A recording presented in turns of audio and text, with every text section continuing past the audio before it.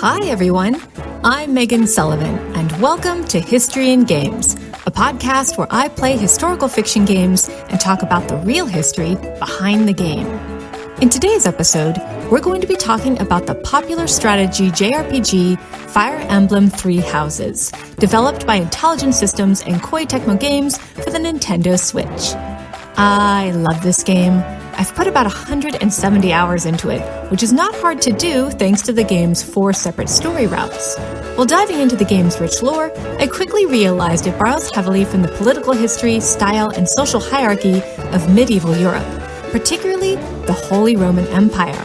But surprise, during my historical research for this podcast, I found out the game is also heavily steeped in ancient antiquity, something I think many Fire Emblem fans may have missed. So before I tackle the similarities between Fire Emblem and medieval history, I thought it would be fun to start at the beginning and unravel the meaning of Fire Emblem Three Houses' super secret past. So assemble your units on the battlefield, O loyal followers of the Black Eagles, Blue Lions, and Golden Deer, and let's get started. Now, before we get into our history lesson, I want to take a moment to acknowledge that Fire Emblem Three Houses doesn't just take its cues from Western history. Much of its inspiration actually comes from an older Fire Emblem game called Fire Emblem Genealogy of the Holy War, which, like Three Houses, includes a time skip and characters with divine bloodlines who went to school together. It's also heavily inspired by the celebrated literary work Romance of the Three Kingdoms, which is based on the rise and fall of 3 real Chinese kingdoms during the 3rd century BCE. If you're familiar with Koei Tecmo, that's not surprising to learn. After all, their flagship series, Romance of the Three Kingdoms, and its spin-off, Dynasty Warriors, are both based off this famous epic. And you can see a lot of the novel's influence in Three Houses. There's a power struggle between 3 kingdoms, an emperor being manipulated by court officials, 10 elite warriors, a battle near a red cliff, or in this case, a red canyon, etc., etc. But although Three Houses gives lots of nods to Chinese history and games of old, the costumes, items, names, locations, political ranks, religious hierarchy, and Western ideals are all squarely in the realm of late medieval Europe, while the game's backstory is deeply rooted in Western antiquity. And that is what we're going to talk about today. By the way, warning, from here on out, there will be massive spoilers for Fire Emblem Three Houses, so turn back now if you're still making your way through the story and want to be surprised. Are we good? Great. So, for those of you who have not played Fire Emblem Three Houses but don't mind spoilers, here's a very quick story summary to get you up to speed. In Fire Emblem Three Houses, you play a mercenary who unexpectedly finds themselves teaching at a prestigious officers' academy associated with a religious institution known as the Church of Saros. There, classes are divided up according to one of the 3 kingdoms students hail from: the Adrestian Empire, the Holy Kingdom of Fargus, and the Leicester Alliance. Under the watchful eye of the Archbishop Rhea, you help your students learn and grow and watch as friendships form. But when war breaks out between the 3 kingdoms, you'll be forced to choose a side, which means you'll end up fighting some of the very students you've come to know and love. How the story ends depends on the choices and friends you've made along the way. Now, the game takes place on the fictional continent of Fodlan, and this is important because, as it turns out, there are 2 histories of Fodlan: the official church-sanctioned history, which I'll talk about in my next episode, and the secret true history of Fodlan, which reveals itself the more you play the game. And it's in the game's secret hidden history where a lot of the most fascinating real-world history can be found. But in order to fully appreciate the significance of this hidden history, we need to quickly review what it is. That way, it's easier to understand the real history behind the game. So, let's do that. And remember, spoilers. So the real history of Fodlan goes something like this. Long ago, there was a series of wars between an evil group of technologically advanced humans, known as the Agarthans, and a race of magical divine beings, known as the Nabateans, who were the children of a goddess named Sothis. The Nabateans managed to win the first war and drove the Agarthans underground. Full of vengeance, the Agarthans then sent a man named Nemesis to the Nabatean city of Xanadu to kill the mother of the Nabateans, Sothis, in her sleep, so that her divine body could be dismembered and turned into a powerful weapon. Nemesis then used this weapon to kill many of the goddess's children, whose bodies in turn were used to create yet more divine weapons. The slaughter of the Nabateans continued in this way until they were almost extinct. Finally, the Nabatean leader, known as the Immaculate One, encouraged the Nabateans to fight fire with fire and create human super soldiers of their own. After many more decades of fighting, the Nabateans were finally able to drive the Agarthans back underground, where the Agarthans built a secret, technologically advanced city called Shambhala, and have been plotting vengeance ever since. Meanwhile, in order to ensure humans never ever harm them again, the leader of the Nabateans, now calling herself Saros, established a new religion, one that taught humans to love and worship Sothis. This religion would be known as the Church of Saros, and it would have influence over Fodlan for the next 1,000 years. Saros also helped establish a new human empire, called the Adrestian Empire, to help spread this new religion and act as a standing army against future Agarthan attacks. Oh, and it also allowed her to manipulate human behavior. Over the centuries, the war between the Agarthans and Nabateans was forgotten and replaced with a new history, one that cast the Nabateans as human saints who protected the land from evil and taught that humans with super soldier blood in them were in fact descendants of legendary heroes. Meanwhile, the very long-lived Nabateans changed their identities so that the vengeful Agarthans couldn't easily find them, and Saros, once known as the Immaculate One, once again changed her name, this time to Rhea. And for 1,000 years, nobody really thought to question any of this, until one day, somebody did. Dun, dun, dun. And that's a very, very basic summary of the game's backstory. Believe it or not, there's even more to it. Pretty crazy, right? But did you know this fictional history incorporates a ton of real history? Specifically, the history of ancient Egypt, ancient Greece, ancient Nabatea, and even parts of the ancient Far East. In order to understand how that could possibly work, we need to take a closer look at the characters and locations found in Fire Emblem's backstory. So, let's start at the beginning, with the one thing that ties all the people and places of Fodlan together, Sothis. In Fire Emblem Three Houses, Sothis is the progenitor goddess of Fodlan, who helps your protagonist throughout the story and grants you the ability to turn back time whenever you make a mistake on the battlefield, and her name is pretty significant. You see, the name Sothis comes from the ancient Greek pronunciation of the name Sopdet, an ancient Egyptian goddess who was a personification of the brightest star in our night sky, Sirius, aka the Dog Star, so called on account of it being part of the constellation Canis Major, the Greater Dog. In ancient Egypt, Sothis, or Sopdet, was known as the bringer of the new year on account of the star's heliacal rising, meaning its annual appearance in the dawn sky just before the yearly flooding of the Nile, which marked the beginning of the Egyptian civil calendar.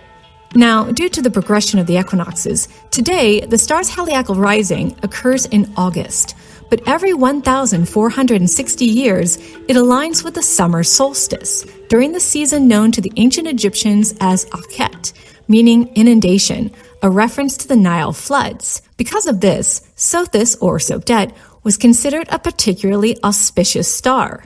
And since the star's rising occurred just as the Nile brought new life to Egypt, the goddess Sopdet was associated with fertility and prosperity. And since the star's rising occurred just as the Nile brought new life to Egypt, the goddess Sopdet was associated with fertility and prosperity. But what's interesting is that she was also associated with death and rebirth.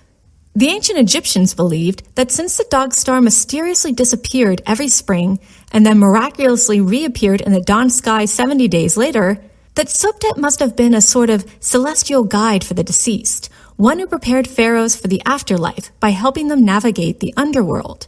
Then, once the pharaohs were ready, she led the way to the heavens, where their souls became stars. This 70-day transition between death and rebirth was so symbolically important to the ancient Egyptians, they even synchronized the mummification process so that it took 70 days, the exact amount of time that the star Sirius, or Sothis, or Sopdet, remains hidden below the horizon. Stars were very important to the ancient Egyptians. Their pyramids and temples were aligned with the movement of the stars, and archaeologists have found coffins with star clocks drawn on the inside lid in order to help the deceased either find their way to the stars or instruct them on how to behave as a star. And in the ancient Egyptian astronomical text known as the Book of Nut, or more accurately as the Fundamentals of the Course of the Stars, Sothis' reliable movements were used as a model for the behavior of other star clusters, known as deacons. In short, Sopdet was very important in the life and afterlife of ancient Egyptians. Now, you may doubt that the Fire Emblem version of Sothis has much to do with an ancient Egyptian deity. After all, Sothis looks and acts more like Tiki from previous Fire Emblem games than a celestial fertility goddess associated with rebirth. But there's actually a lot of in-game evidence that the character is indeed based on her Egyptian counterpart. For a start, in the game, Sothis refers to herself as the Beginning. This is a reference to her status as a progenitor goddess, i.e. the mother of the Nabateans. Life begins with her, and life in ancient Egypt began with the rising of the star Sothis just before the flooding of the life-giving Nile. So there's one similarity, but there's actually a more direct astronomical correlation. According to Fire Emblem lore, there's a bright, shiny star that rises and sets every year in Fodlan. That star's name is the Blue Sea Star, a heavenly body associated with the goddess Sothis that sets in the month of the ethereal moon and rises in the month of the blue sea moon. When the star reappears in the sky, the people of Fodlan celebrate its return with a ritual known as the goddess's rite of rebirth. This fictional ritual reflects a very real Egyptian festival known as the Coming of Sopdet, which celebrated Sopdet's reappearance in the dawn sky and involved feasting and community gatherings. Another interesting fact: the real-life star, which has a bluish-white appearance, was sometimes known by the Egyptians as the Fair Star of the Waters, giving credence to the name Blue Sea Star in Fire Emblem. Now, not everyone has or had such positive feelings towards Sothis. In Fire Emblem, one of Sothis' nicknames is Fell Star. It's never really clear why Sothis is called Fell Star by her enemies, but the developers are most likely referring to the fact that some ancient cultures believe Sothis to be unlucky or destructive on account of it appearing during the hottest, driest, or muggiest days of the year. For example, in ancient China, Sothis, called the Celestial Wolf, denoted plunder and invasion.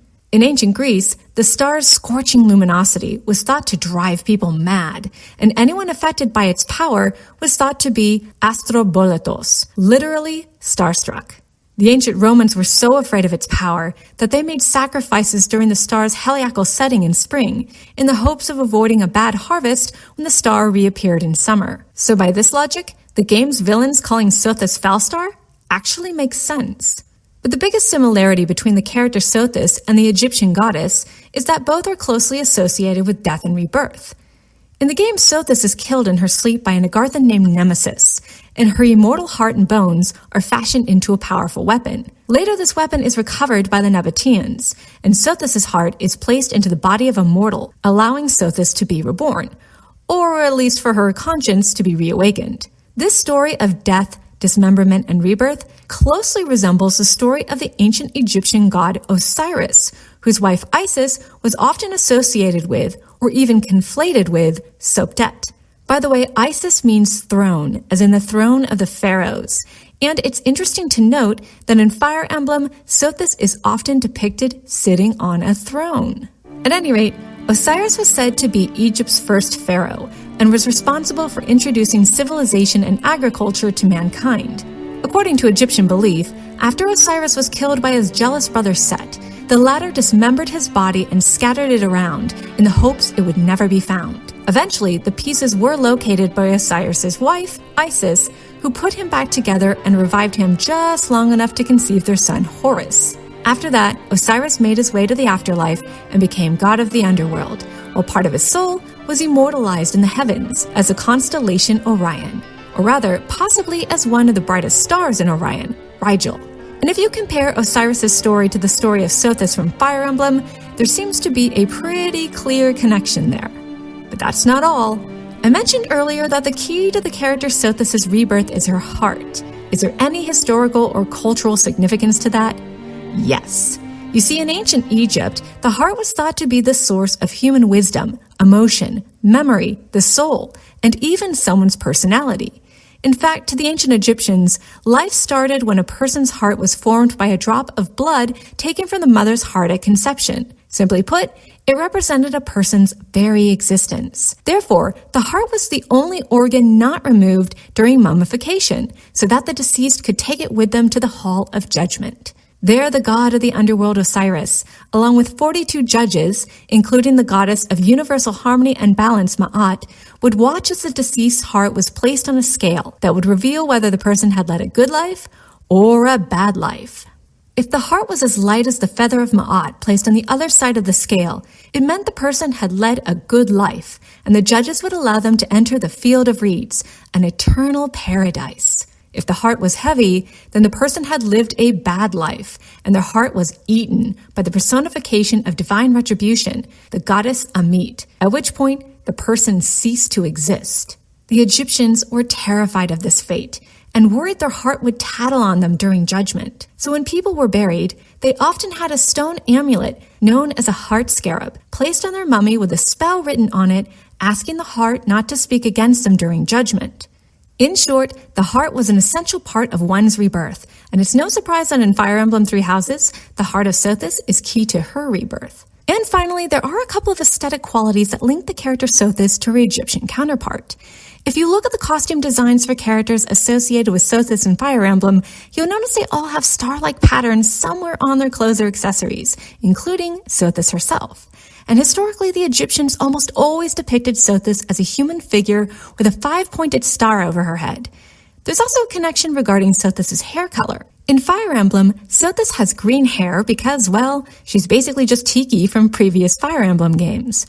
But her hair color wouldn't be out of place in ancient Egypt. Thousands of years ago, Egyptian nobility loved wearing hair extensions and wigs, and it was not unheard of to dye their wigs red, green, or even blue.